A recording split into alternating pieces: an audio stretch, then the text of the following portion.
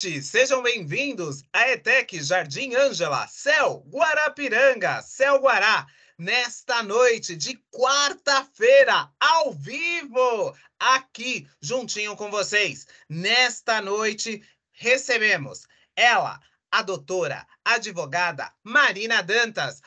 Boa noite. Boa noite, Henrico. Primeiramente, eu gostaria de agradecer, é um prazer de participar dessa live e estar passando aí, compartilhando o nosso conhecimento com um tema tão importante hoje que vamos, discutir aí, ser debatido. Neste mês de agosto, nós da ETEC não poderemos deixar de falar do Agosto Lilás. Antes da gente falar dessa data em prol dessa conscientização, queria que a senhora falasse um pouquinho, doutora, a sua profissão, falasse, é advogada, a doutora Marina, mas eu queria que ela falasse um pouquinho as causas que já atuou, qual a sua especialização. Queria que a senhora falasse um pouquinho mais.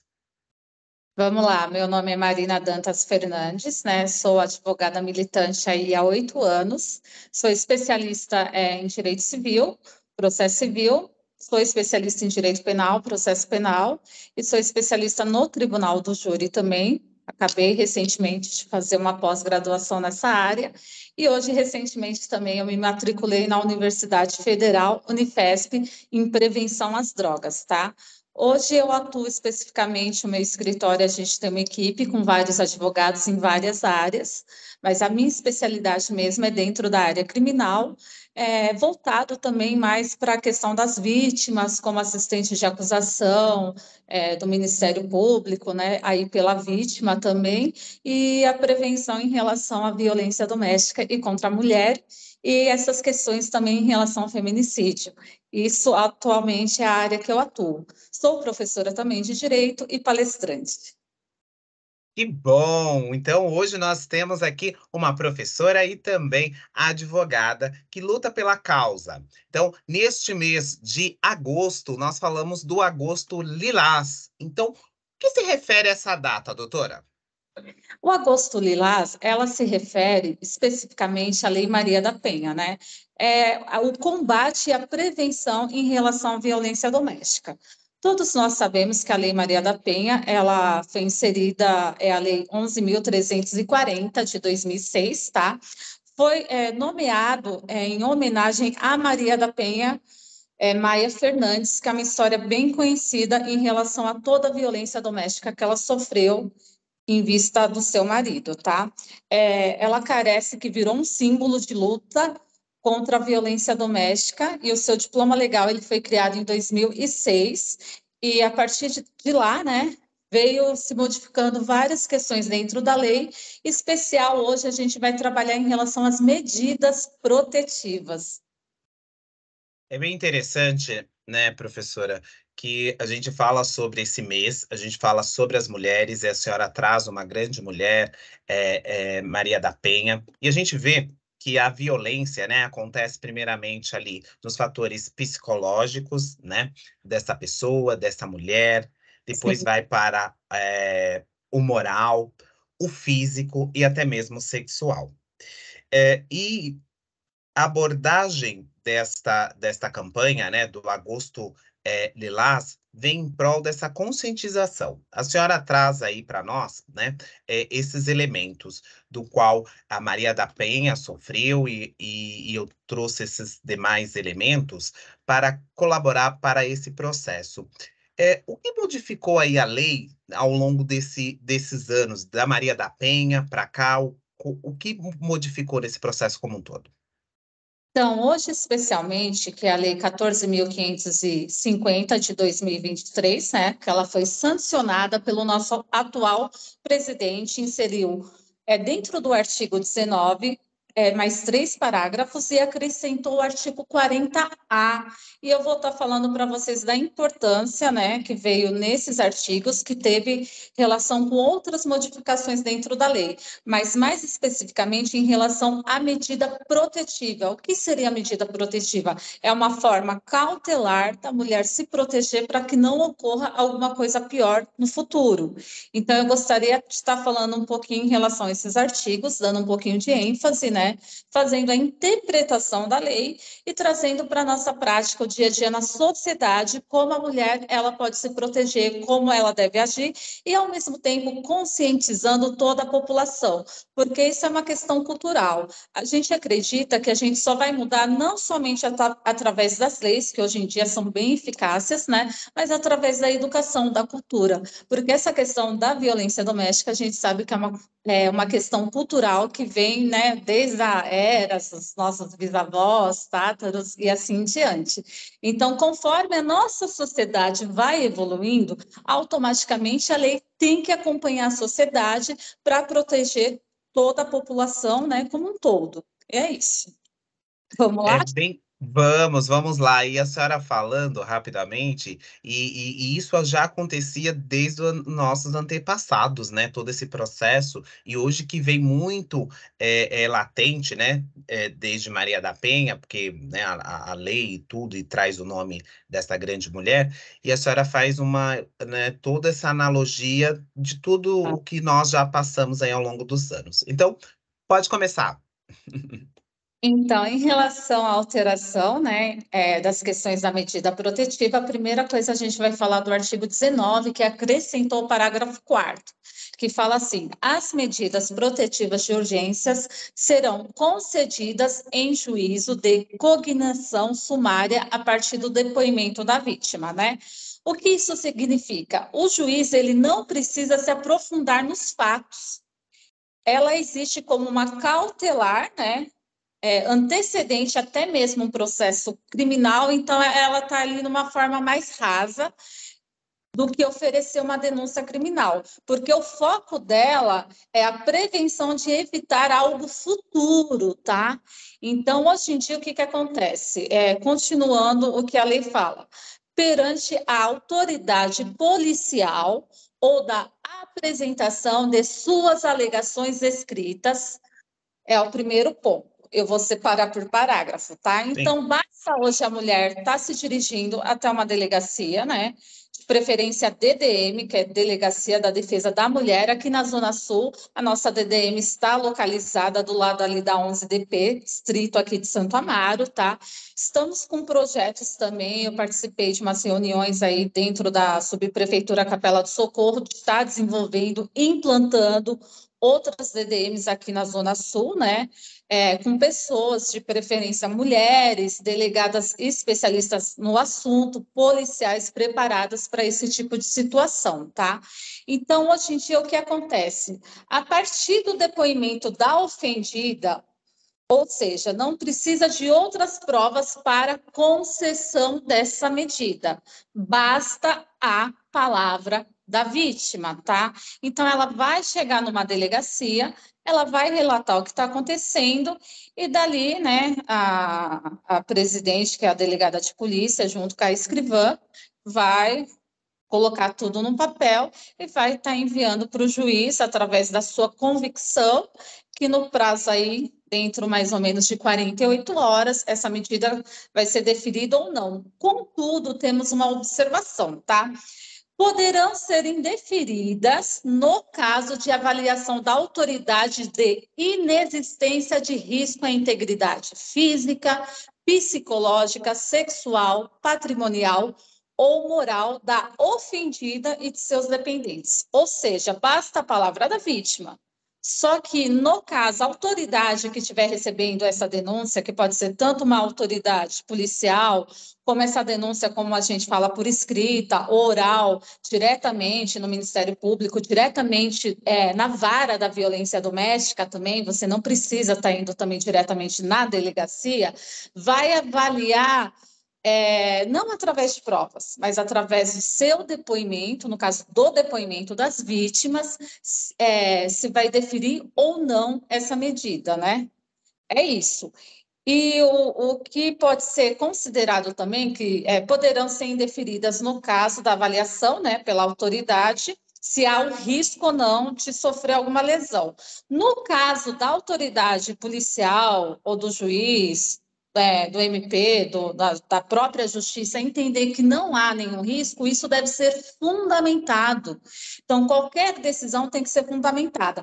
E no caso de ser avaliado que há risco, a decisão também deverá ser fundamentada. Esse é o primeiro ponto, né? Antigamente era necessário ter um processo dentro da vara da violência doméstica, ser analisado as provas, para poder ou não deferir a medida protetiva. Hoje não, basta a palavra da vítima, mas, contudo, as pessoas que são especializadas no assunto têm que avaliar o risco para poder deferir essa medida. Esse é o primeiro ponto que eu achei muito importante na lei. Sim, Da importante. ofendida, a vítima, né? Sim, eu estou aqui olhando aqui as perguntas e uma das perguntas que fizeram aqui é referente à pessoa ir. Ela pode ir sozinha, ela pode ir acompanhada. Como é que é esse primeiro contato que a senhora ressaltou da delegacia, né, especial para as mulheres, a DDM? É, como que a pessoa, a vítima, né? Então tem todo um fator psicológico nesse processo. É isso que está me perguntando aqui. E ela pode chegar a qualquer momento, ir até a delegacia, ou ir acompanhada ou sozinha. Como é que é o procedimento? Então, ela pode ir sozinha, mas a gente aconselha ela ir acompanhada, até mesmo porque a vítima que está sofrendo uma violência doméstica, para ela chegar ao ponto, né, de ir atrás de uma medida protetiva, ela tem que estar no extremo, de cansaço mental, físico, porque a mulher, até então, ela está naquela situação, ela não consegue sair daquela situação sozinha. Então, ela pode, eu acho muito importante ter o apoio de alguém, de repente, também de outros profissionais, psicólogos, assistente social, uma advogada de sua confiança também, para estar te orientando. Eu acho sempre importante você procurar um profissional para estar te orientando em relação aos seus direitos, né? Em relação ao que você deve tomar como medidas necessárias, mas tem uma novidade também. Se você entrar no próprio site da Polícia Civil, lá vai ter um campo que você vai fazer o BO, agora o BO online. Você pode fazer esse BO sem ter que ir na delegacia. Eu falo assim, no caso da delegacia de última instância, a pessoa também não souber como colocar aquilo no papel, é sempre bom você pedir ajuda para alguém, né? Porque, de repente, você está tão envolvido ali no fato que você não vai saber transcrever o que você precisa noticiar ali perante as autoridades. Então, através do próprio site da Polícia Civil, você já pode pedir, né, a medida protetiva, você vai dar o seu depoimento, que basta, mas se você tiver alguma prova que você quiser anexar também, você pode anexar, falando que você tem as provas, né?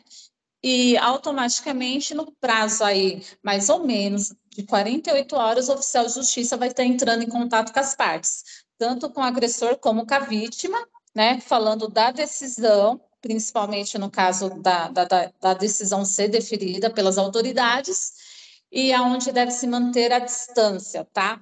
Porque o que essa medida protetiva ela visa? O risco da perda da vida da vítima, do seu patrimônio. Veja que essa medida não irá privar a outra pessoa da sua liberdade, tá? A gente tem que deixar claro.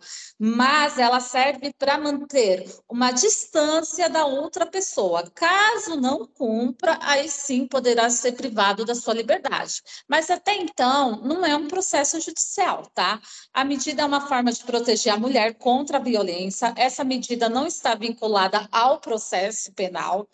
Vigora a pessoa, né? Enquanto persistir o risco, essa medida vai vigorar, mesmo que no caso de um futuro processo, a pessoa venha a ser condenada pelo crime. Um exemplo que eu trago aqui é o crime de perseguição, que é um crime até novo hoje dentro do nosso Código Penal. Às vezes a pessoa termina um relacionamento, né? Vamos se dizer o caso de dois namorados, né? Termina um relacionamento e não aceita o fim, começa a perseguir a outra pessoa, né? A frequentar os mesmos lugares, os mesmos horários, ligar. Então, é o crime de perseguição. E a mulher fica apavorada com aquela situação de acontecer alguma coisa. Então, ela pede uma medida protetiva. Aí vamos se dizer que dentro dessa medida protetiva, depois vai ser instaurado um inquérito, né? com a convicção ali da delegada de polícia, e depois vira um processo penal dentro da vara da violência doméstica. Mas a gente sabe que esses tipos de crime têm uma pena menor. Então, a pessoa ela não vai ficar restrita da sua liberdade, mas ela vai responder pelo crime de perseguição. Contudo, imagine a seguinte situação, hipoteticamente: depois da condenação, a pessoa ainda persiste em ficar perseguindo a vítima. Então, essa medida protetiva, ela é como se fosse uma ação autônoma, uma cautelar, tá? Antecedente a um processo, mas não é, né? Não chega a ser em si um processo, tá? É antecedente a um processo e aonde a pessoa vai, de repente, relatar que ela ainda necessita dessa medida protetiva, mesmo depois de uma condenação do réu. Então, essa medida protetiva, ela pode continuar vigorando, porque, na verdade, essa alteração na lei foi feita para manter, proteger a mulher de qualquer futura agressão física, psicológica, e entre outras que estão prevista na lei, tá? A gente vê é bem complexo tudo isso, né? E a senhora falando de uma forma bem clara e objetiva para quem está nos acompanhando, e isso é muito importante, né? A senhora vai colocando todos os pontos para a pessoa que está passando, né? Infelizmente por isso, ou que a gente conheça alguém, para orientar essa mulher, né? Para ela saber os caminhos ali, o correto, né? Como veio a pergunta, até chegar, né? Então a senhora trouxe para nós, aqui quem está nos acompanhando, que dá para fazer também pelo computador, então, né? Não precisa ir até lá se expor a tudo isso, né? Todo esse processo da delegacia. De repente, é até interessante essas mulheres procurarem ONGs que trabalham com essa situação de violência doméstica, porque tem muitas pessoas que não têm acesso à internet, a computador, né? Procurar um local público onde tem acesso e, de repente, pedir ajuda para alguma pessoa que está lá, né? Falar, olha, né? Não se expor, mas falar, olha, eu estou passando por uma situação assim e eu gostaria de uma ajuda aqui para poder colocar isso no papel e estar noticiando toda a situação vivida, tá?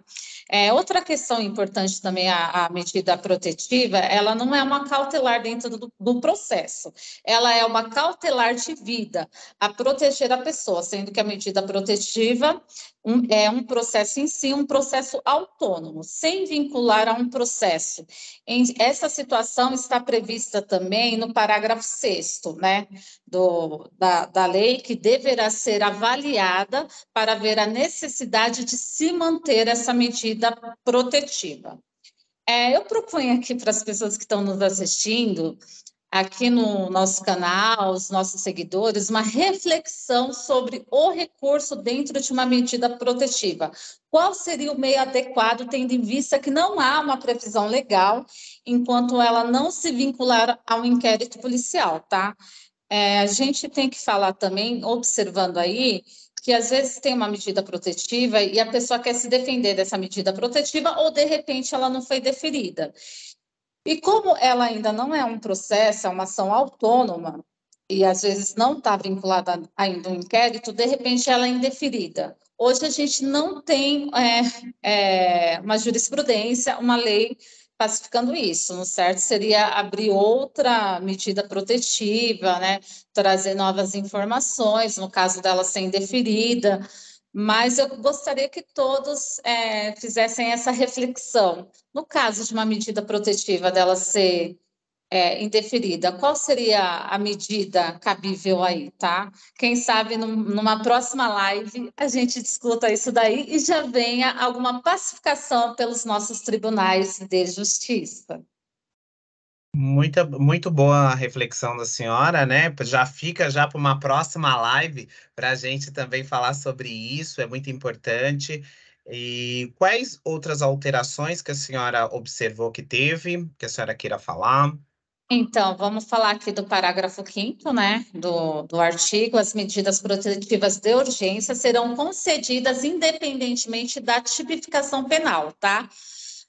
Da violência, do ajuizamento da ação penal ou civil, da existência do inquérito policial ou do registro de boletim de ocorrência. Então, independentemente disso tudo, as medidas protetivas de urgência, elas vão ser concedidas, não importa qual a tipificação penal. Ah, é só violência psicológica, não importa, tem que ser concedida, vai ter que esperar chegar uma violência física, sexual, né, para poder ser concedida. Então, independentemente, ela vai ser concedida, independentemente de ter uma ação, também, tá? Independentemente de ter um inquérito policial ou você fazer um boletim de ocorrência. Porque é aquilo que eu falei, existem vários canais. Esse canal de você procurar direto na internet, diretamente a DDM, ou diretamente a própria vara da violência doméstica, tá bom?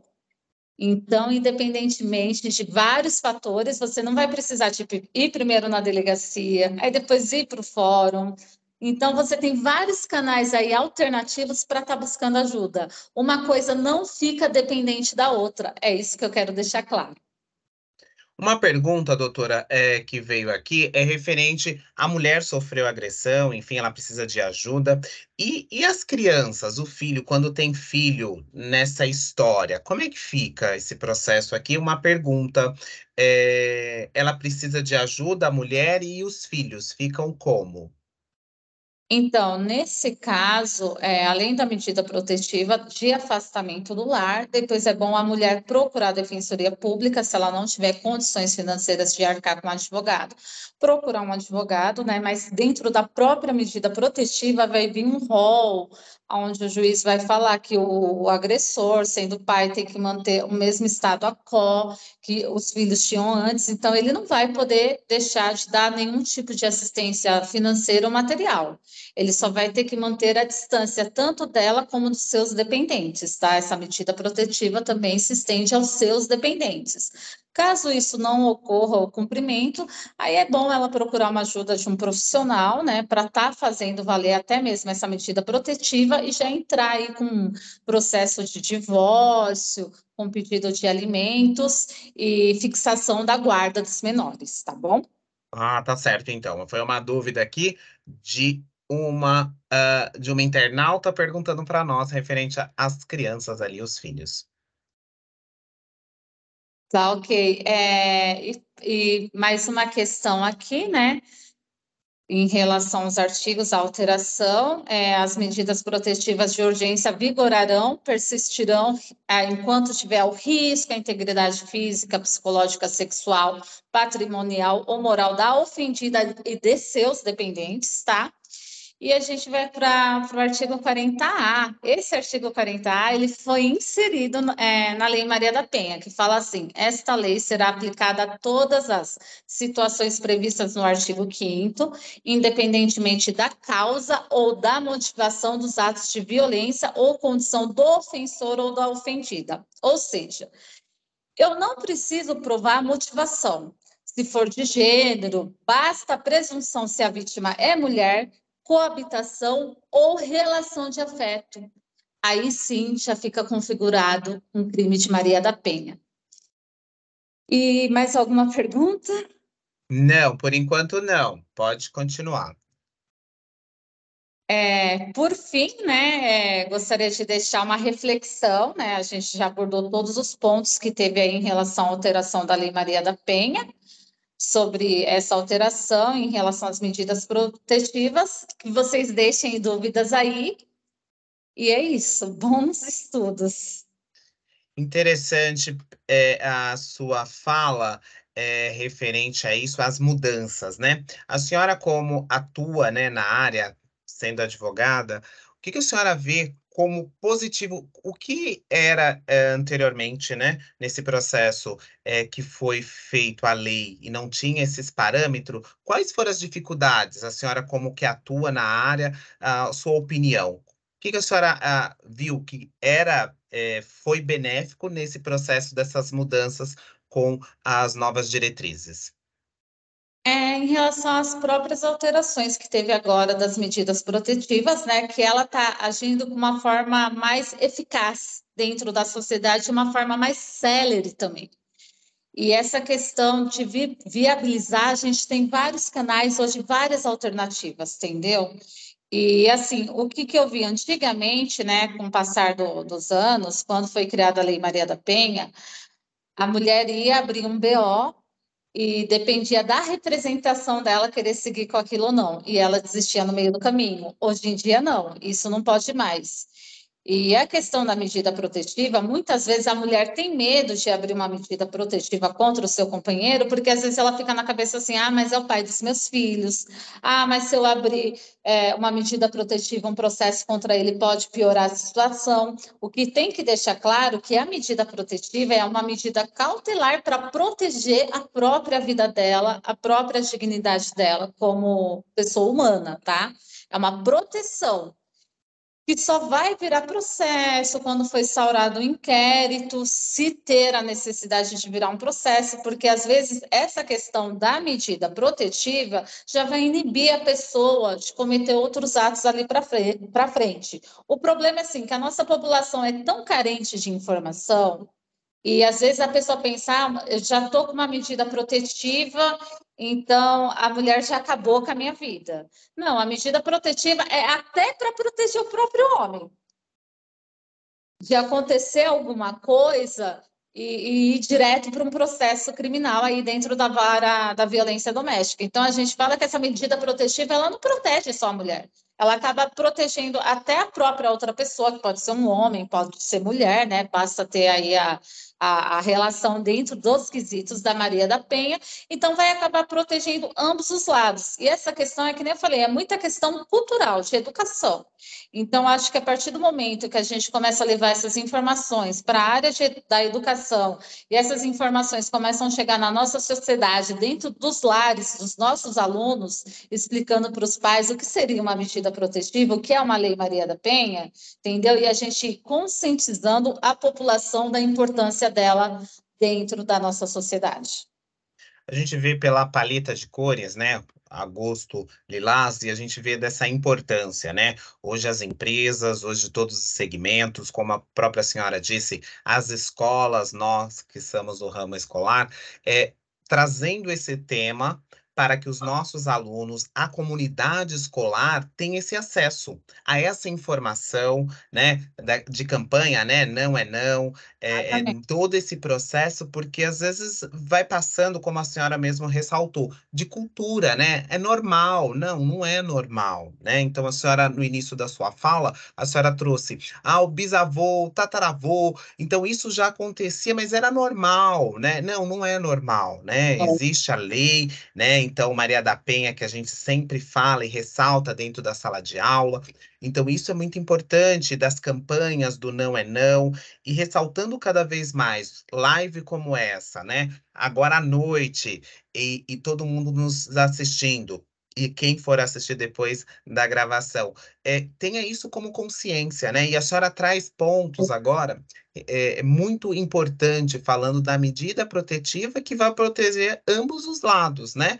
Então, isso é muito importante. E outra coisa que eu vejo também do processo, né? Brigou, né? Enfim, bateu o homem, enfim, bateu na mulher, e depois ele levou o buquê de flores, e aí eles se reconciliaram, e aí ela ia e automaticamente tirava a queixa. E o que a senhora me traz hoje, né, e para todos nós que estamos assistindo, e que vai continuar, né, o processo. Então, isso é muito importante também. Quantos casos, né, graves que aconteceram, né, nesse processo? Oh, não, eu perdoei, e depois vai para a instância pior, né, o feminicídio. Então, por quê? Porque ela retirou a queixa e aí era todo esse processo. Ou eu estou muito errado? Não, é exatamente isso. O que eu costumo falar em sala de aula para os meus alunos, principalmente quando eu dava matéria de ética e cidadania, a gente acabava focando muito nessa questão cultural. Uma criança, quando ela nasce dentro de um lar, que ela costuma ver o pai, o companheiro gritando com a mãe, né, violentando a mãe, não só fisicamente, mas psicologicamente, de uma ou outra. Ou essa criança vai se revoltar, ele nunca vai fazer isso com uma mulher, ou ele vai achar aquilo normal e a primeira namorada que ele tiver, ele vai gritar com ela. Porque isso é uma questão cultural. Ele foi criado dentro daquele ambiente. Então, às vezes, o que não é certo para mim é certo para você ou vice-versa. Por isso que eu falo que tem que mudar muito essa questão cultural, educacional e começando, né, por essa prevenção, por live dentro das escolas, tá?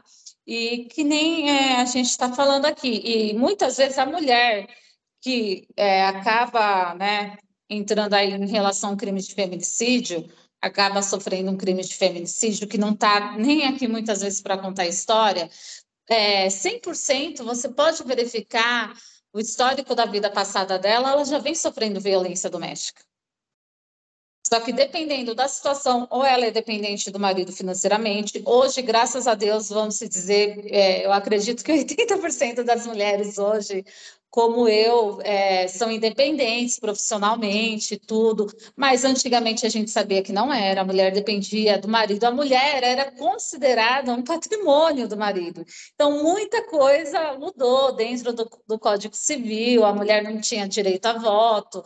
Então, assim, antigamente a mulher tinha muito mais filhos, né? Hoje ela pensa mais no seu lado profissional, no máximo a gente vê a mulher tendo aí 2 filhos e olhe lá. Então, é uma questão cultural nossa que está mudando e a gente está conquistando novos lugares dentro da sociedade, dentro do mercado de trabalho, que para, de repente, para o homem, né, ou para outra pessoa que está vendo de fora, é um choque, né? E a gente não vai conseguir mudar isso da noite para o dia. Mas se a gente também não conseguir apoiar essa mulher, não tiver a iniciativa da nossa sociedade, da nova geração de hoje, para mudar isso, porque isso a gente sabe que é um trabalho de formiguinha, a gente, para poder colher bons resultados lá na frente e mudar toda essa questão, diminuir essa questão da violência doméstica contra a mulher. É por isso que nós estamos aqui no nosso Poder de Fala, para ressaltar dessa importância desta live, que vocês possam curtir, que vocês possam comentar aqui embaixo, que vocês possam compartilhar essa informação. Essa informação é muito útil para muitas mulheres, para muitos lares, né? Para a gente quebrar muitos tabus, né? Desse processo ali, que era arcaico, desse processo que a professora traz, que eu trouxe, desse processo de familiar desse arranjo, e a professora foi ressaltando. E hoje também a gente vê que as mulheres, como a senhora mesmo ressaltou, quase 80% ali das mulheres, elas são dependentes agora, ela pensa mais, as mulheres hoje, elas começam a refletir nesse processo, e graças a Deus, hoje elas estão aí em destaque, né? Em destaque no mercado de trabalho, nas grandes multinacionais aí, tendo ali o seu poder de fala. Infelizmente, em alguns casos, acontece todo esse processo do homem achar que ainda, como a Sara ressaltou há um tempo atrás, que era a mulher era dele, né? Então, algumas famílias ainda trazem isso em si, e nós estamos aqui para quebrar totalmente esse tabu e dizer que não é não, né? Quando a mulher não quer, quando ela fala basta, que o homem tem que aceitar ali, né, na sua relação. E eu gostaria só de ressaltar mais uma coisa, eu gostaria que as pessoas não julguem a mulher que está nessa situação, porque eu já tive casos de conhecidas, né, de chegar na porta da delegacia e na hora que chega lá, a mulher ela não quer descer do carro para fazer o boletim de ocorrência. Além dela estar sofrendo toda essa violência, ela tem uma dependência emocional também com essa pessoa. Então, ela acredita que ele vai mudar, que tudo vai mudar, que é a última vez. Então, é um trabalho lento que primeiro você tem que ajudar a pessoa, apoiar, conversar, ajudar, encaminhar a pessoa para um profissional, um psicólogo, um psicoterapeuta, para ela estar fazendo esse tratamento emocional também, para estar tomando uma atitude em relação à vida dela como um todo. Porque eu falo que essa dependência, às vezes, não é só financeira. Hoje a mulher é muito independente do homem.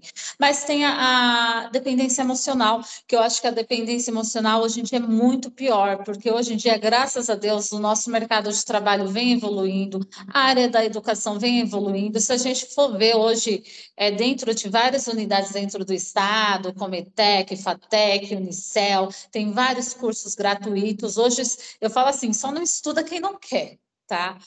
Hoje você tem muita oportunidade aí para estar evoluindo, não só financeiramente, culturalmente, nos estudos, mas evoluindo como pessoa e para poder perceber quando você está sofrendo algum tipo de violência emocional. Eu já tive nessa situação também, sou mulher, né? Então eu posso falar com precisão, eu já vivi uma situação de, graças a Deus, nunca chegou uma violência física, mas eu já vivi uma situação de violência psicológica e até o momento eu achava que era normal. E eu só vim cair na real em relação a tudo que eu estava passando quando eu comecei a ser perseguida, né? Que até então, na época, não existia essa lei, o crime de perseguição que hoje tem. Então, assim, e às vezes a violência psicológica acaba com a mulher também. Ela não consegue trabalhar, ela não consegue comer, ela não consegue desenvolver a vida dela, e às vezes leva um ano para a pessoa fazer um tratamento, cair na real, voltar a sua mente para poder prosseguir a sua vida. Não é fácil. Só quem passou como mulher por esse tipo de situação vai saber o que eu estou falando. É um relato que a senhora traz, é isso mesmo, né? No processo, como a pergunta foi feita logo lá no início, né? Como é que faz para até chegar, né, para fazer? Porque esse é o relato de várias mulheres, né? Chegar na delegacia, ser comparada, que ser os olhares, né? Nada, todo Então, mundo te olhando, tipo, nossa, como você deixou chegar a essa situação? Porque hoje a violência doméstica não é só numa classe de periferia, né, numa classe baixa, mas na classe média alta. Hoje eu, como advogada, professora, eu tomo muito cuidado em muitas questões, em assuntos pessoais na minha vida. Porque você imagina hoje, eu, né, conhecida, chegar na delegacia e ter que virar e falar: olha, eu estou sofrendo uma violência doméstica. Nossa, mas como você deixou chegar nessa situação, sendo você a pessoa que é, entendeu? Estudada, tem conhecimento, mas a violência doméstica está aí para qualquer pessoa. E a pior tipo de violência é a violência psicológica, no meu ponto de vista. sim, porque isso, né, abala muito a mulher, toda a estrutura, né? Então a senhora trouxe para nós elementos ali para a mulher sair dessa zona, concursos, né? Então, seja nós da ETEC, da FATEC, Unicels, né? São cursos gratuitos, né? Oferecido, e às vezes a mulher não tem essa informação. Né, de poder de fala, então eu sempre falo desse poder que vocês têm, mulheres, desse poder de fala, são mulheres guerridas, então isso é muito importante. E às vezes, a sua grande maioria, como até a senhora ressaltou, que as mulheres elas não percebem. Né, esse processo, né? Então a gente vê ali, olha, troca a roupa, não quero que você fala com fulano, não quero que você fala com ninguém da sua família, não quero isso, e começa todo esse processo para chegar ali, infelizmente, às vezes, no feminicídio. E a gente vê que isso é importante a nossa fala, essa conscientização, a fala da senhora, e de que essas mulheres, essas jovens, possam ter esse olhar mais aguçado, né? Quando o homem ali, ele começar com esses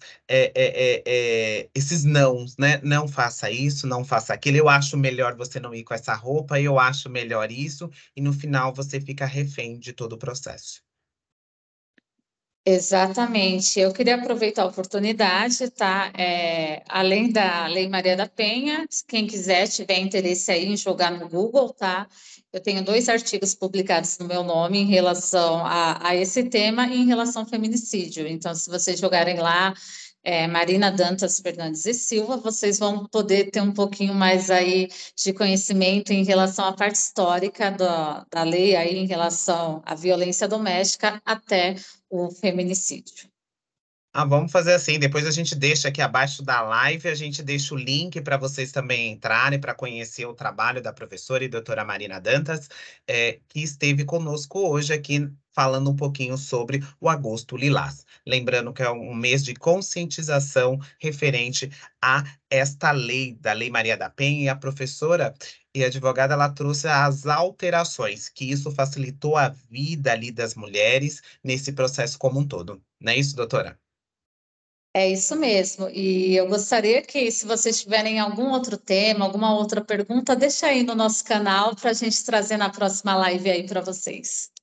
Isso mesmo, doutora. Deixa aí, comente aqui embaixo, por gentileza, para a doutora voltar e falar um pouquinho mais do tema que vocês escolheram. Desde já agradeço, doutora, a sua participação aqui conosco nesta quarta-feira aqui. Vamos rapidinho nessa quarta-feira tão gostosa e passou tão rápido, né? Foi rapidinho o nosso papo, sempre assim dos papos de quarta. Novamente, muito obrigado. Espero ansiosamente a senhora novamente aqui ao vivo numa quarta-feira e falando do tema que o pessoal escolheu aqui embaixo, nossos alunos, enfim, a comunidade escolar como um todo. Novamente, muito obrigado, doutora. Eu que agradeço mais uma vez. Força, foco, fé e gratidão. Novamente, muito obrigado. Em nome da ETEC, agradecemos a doutora Marina Dantas, que esteve conosco aqui nesta live de hoje. Muito obrigado a todos de casa, muito obrigado à comunidade escolar. Tchau, tchau. Vocês que acompanharam, curta aí e comenta. Tchau, tchau, galerinha.